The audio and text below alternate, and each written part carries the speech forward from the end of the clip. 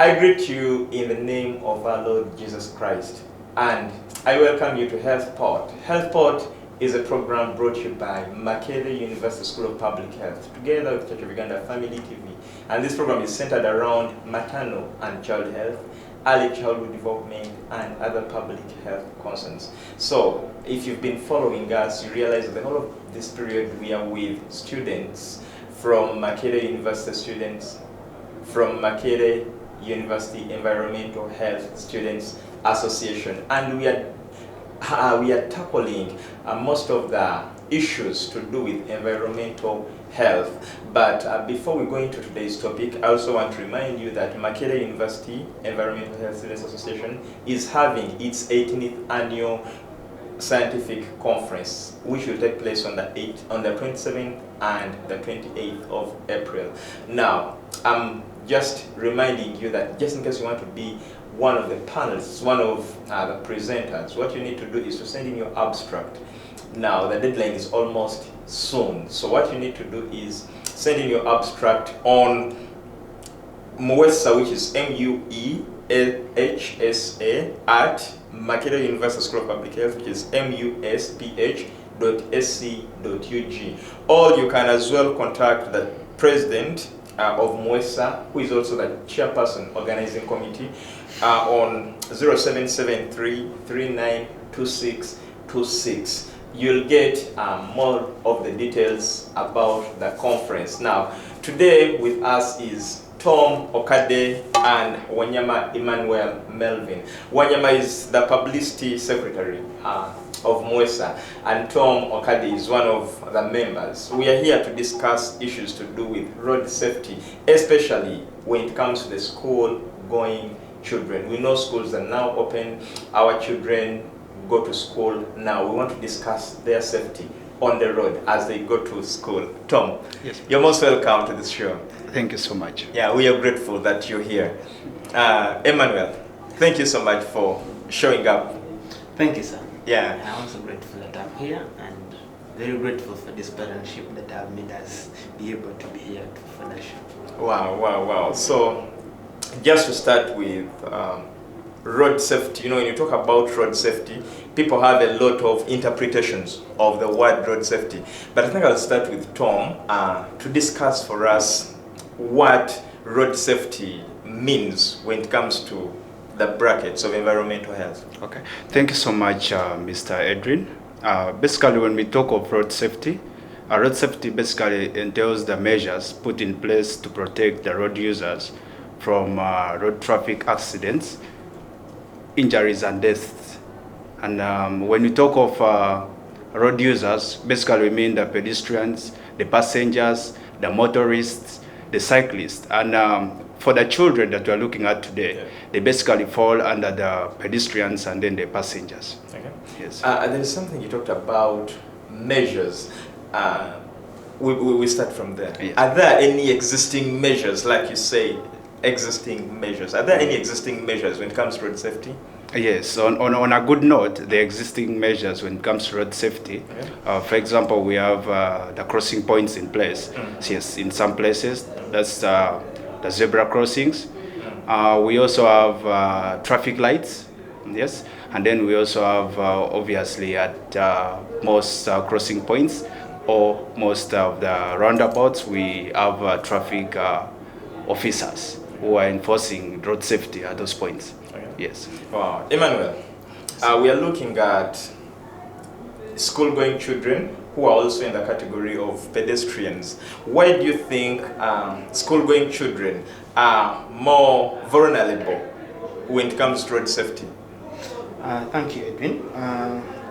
We think we are in a period when schools are just started and schools have opened up, kids are going to school, and they use roads going to school. Yes. And they are mostly pedestrians, and if most times people think road accidents do happen mostly to drivers of cars, people moving in cars, and surprisingly it's the pedestrians that are most affected. So students are at higher risk. Now, why these pupils say these are young peoples with low developmental stages, which they're just developing. they have a lot that they don't know, and they have a lot that they're just learning. So give an example, a P2 student, or a learner in fact, cannot differentiate between the different road signs put on the road. He cannot, he or she cannot judge whether this sky is at this distance and I can cross, or I may not. And these are students that these learners are more prone to attention span. Like they dart out so easily. All of a sudden, you're thinking I should go and pick that boy in the road. All of a sudden, he thinks the other friend is near. Or maybe when I can give an example. When a kid, say in villages, when he grows up and you see villages, schools are deep, they're not so much closer to homes. These guys are given bicycles or what. So imagine a boy in P7 with a bicycle. The way the vigor he has and what. He'll have to show that, yes, I'm a man now. He has all that luxury on the road and all whatever they do on the road. You have seen guys on the road, you have seen these young kids on the road with their bikes and what they do. And all this put them at risk. Also, if you're talking about learners, these are still young. If in case anything happens to them, they are more prone to serious injuries. Just imagine a kid being knocked by a motorcycle. It may lead to the bones are still weak. They're not that strong that they may resist in strength from the motorcycle. Also, that again, I think the skull is just undergoing development, and we all know if you have damage in the skull, that's the real thing you're going to get. So there are so many reasons surrounding students, learners, that make them more prone to these reductions. And you realize that very many parents actually leave their children to go by themselves at school without guide. Now, what they do is, as they are crossing, of course, some schools are careful enough that their teachers escort these pupils. They help them cross the roads. But in some other schools, children have to find their own way out. So you realize they cross in chains. So they get hold of each other's hand, and around 5 of them cross at once. Is this of any danger to these children, Tom? If children are crossing in a chain, it can also be of an advantage to them and as well as a disadvantage. But now, that's why we talk of many road users, because there are very many people using this road. And it all gets to the responsibility of these other road users to protect the vulnerable people, including what? The children. So if, I think one of the reasons why these school-going children could adopt crossing in a chain is that they want to protect the other. They feel they're not safe. And so that's maybe an advantage to them, that when they cross in a chain, but now are they crossing in a chain? Are they playing on the road? So then that calls for the responsibility of the other road users. If I'm driving, I need to slow down and let the kids cross the road. Okay. Yes. Now, we get to the gist of this discussion. What happens if, because at the beginning you told us that there are very many measures that are put in place that exist when it comes to road safety. So what happens if these measures are not followed? Emmanuel, what happens if I see a zebra crossing and I just bypass it? I don't even mind whether there's anyone crossing. Thank you. A lot can happen, but we all know we are so much attached as the humanity we have, and then we all attach road accidents to the most little thing is death. People die if you're not following the put-up measures. Just imagine, for you now, a student is taught in class that a zebra crossing is a safe place for you to cross the road. So you just imagine this kid is going to come and it's a zebra crossing and he's going to cross. Either way, but if these guys don't follow, the other road users don't follow the rules of a zebra crossing, therefore this kid is going to be knocked out all of a sudden.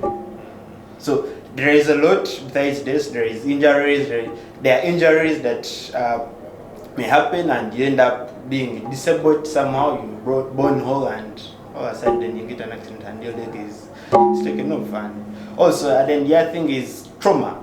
Trauma is the biggest thing I think we all don't give attention to. We all know mental health is a very serious thing now, and if just imagine your only son gets knocked down, just imagine the trauma you get as a parent. So So let's take a short commercial break, but when we come back, we shall discuss more on what should be done to make sure that we work on the safety while we use the roads. Thank you so much for watching Church of Uganda Family TV. You're watching Health Pod. Health Pod is brought to you by Makerere University School of Public Health, and this program is centered around maternal and child health, early childhood development, and other public health concerns. Now, today we are discussing road safety, and we are specifically considering the school-going children because they are very vulnerable, like we discussed before the break. So we now want to look at what should be done, because yes, the measures are in place, the traffic officers are there, the traffic lights are there, the zebra crossings are in points, the humps are there, but some of us end up violating them, which is a risk to the little ones.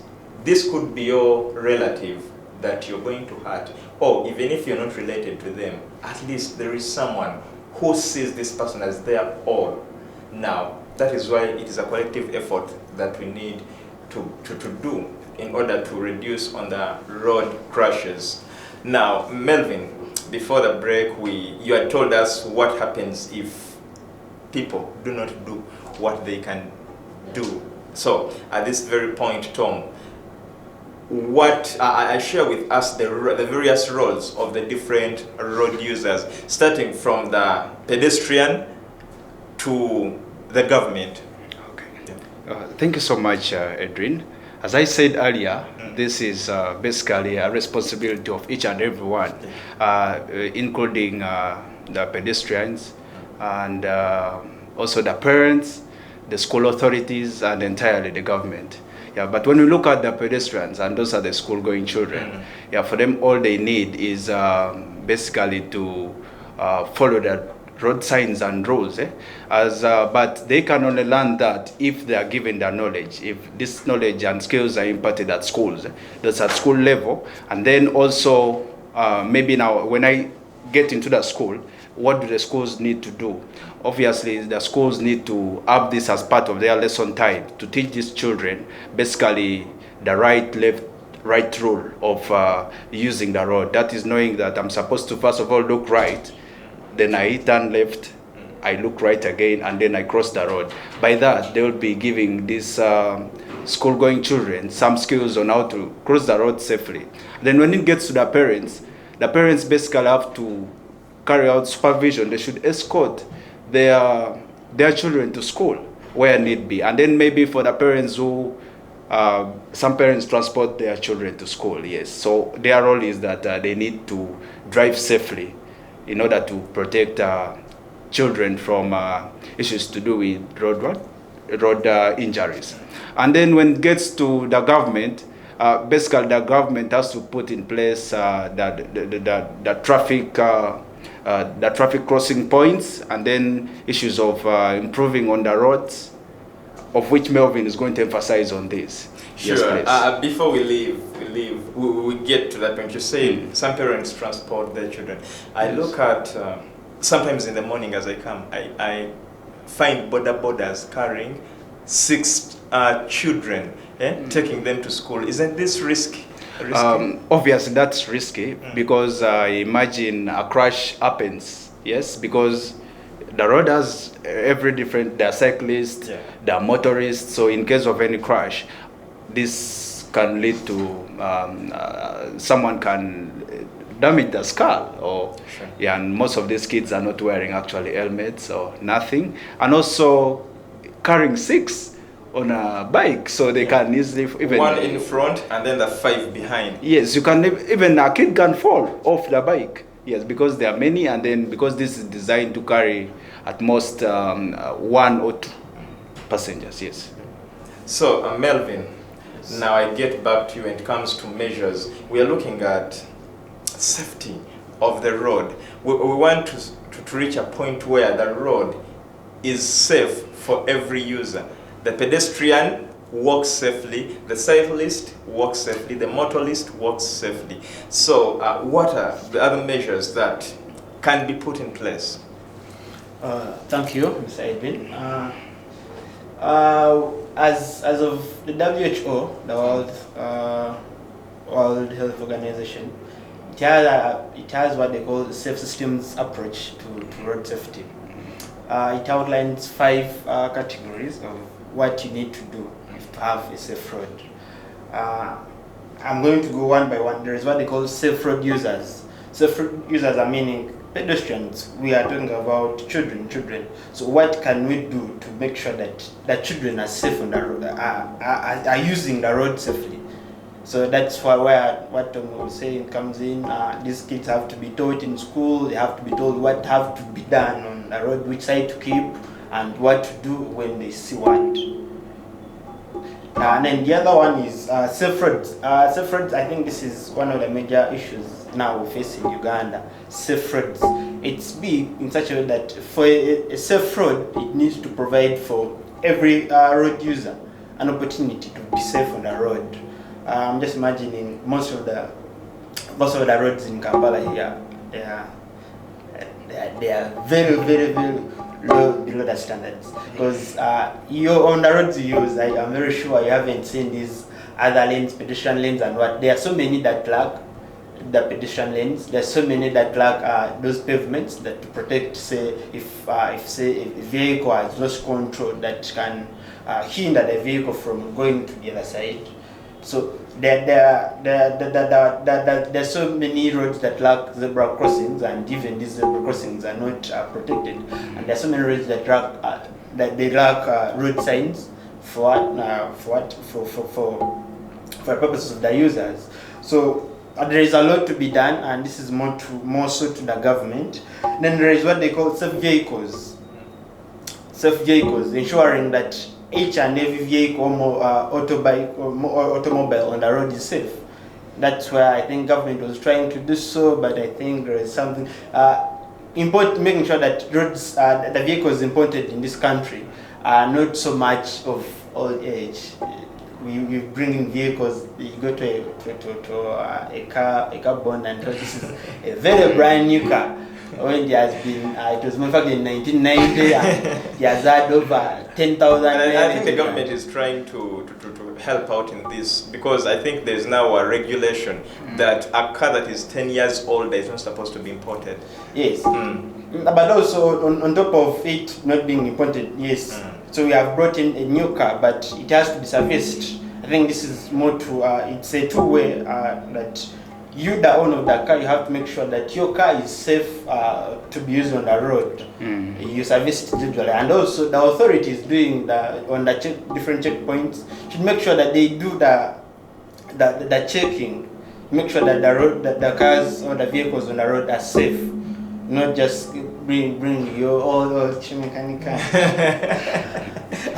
And then the fourth one is safe speeds, ensuring that the vehicles move at a relatively safer speed at a particular area.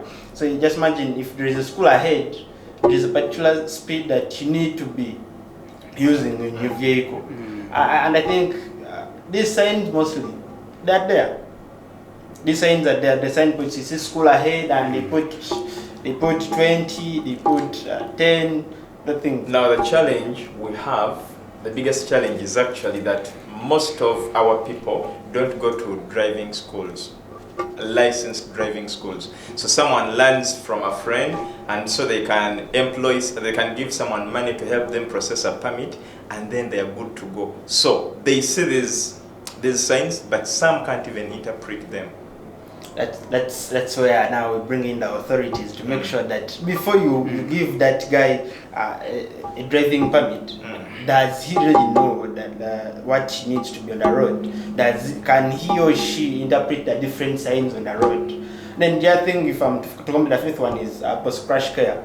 I think in Uganda we lack it so much that if you're knocked down, many people will fear coming to you because you're going to be the first suspect for this to narrate what happened. You may end up in a cell ward. So this is what you need to do. You need to make sure that you protect the post-crash guys who are going to make sure that, yes, my son has been knocked, but I have to ensure that he's safe after here. So the post-crash care is so much, not just to who is helping, but can this guy reach hospital safe? Do you have the ambulances that are going to take the accident victims to the hospitals? Do we have can we have a free way for ambulances taking these guys? Like, it's a lot we can do, and it's not a one-shot thing that you're going to tell schools do this and do this and it's done.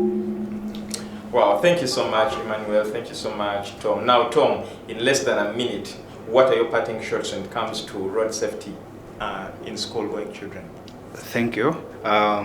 In summary, yes, I think as we all know that road safety is one of the major issues that we need to actually take keen of, and particularly the children, now that the schools are open, they really need to be supervised by the parents, and also the teachers have to play a role in ensuring that they have the knowledge on the traffic rules. Additionally, the children have to also protect themselves when they're using the roads, so they have to walk on the provided lanes, and it's also good that they walk in groups as long as they take care of each other, making each other get to know of the signs and when to cross. Yes, because ideally they have really poor judgment on when to cross the road in a complex traffic situation. Yes, so that's I really call upon them to do that. Emmanuel, Yes. in less than a minute, what are your parting shots when it comes to road safety? Because we really need to reach a time where we all use the road freely. Thank you. I think my last words would be it's not a one-shot thing. We all need to play our part. If, say, you're a road user, a boda guy, a parent, a teacher, a student, everyone has to take his part in the thing. Wow. Thank you so much, Emmanuel. Thank you so much, Tom, for sharing with us at this particular time. Now, before I go, I'll also remind you that Makerere University Environmental Health Students Association has their 16th annual scientific conference. Now, if you want to send in your abstract, what you need to do is call these numbers 0773 392626. That is for the chairperson organizing committee. And now the chairperson of abstract review committee, the number is 0785 885175. Call on those numbers and you will get the details when it comes to abstract, when should you send in your abstract, and how do you get approval of the abstract. Thank you so much for watching Health Report. Osteen Mukalazi is my name. We'll meet again next time.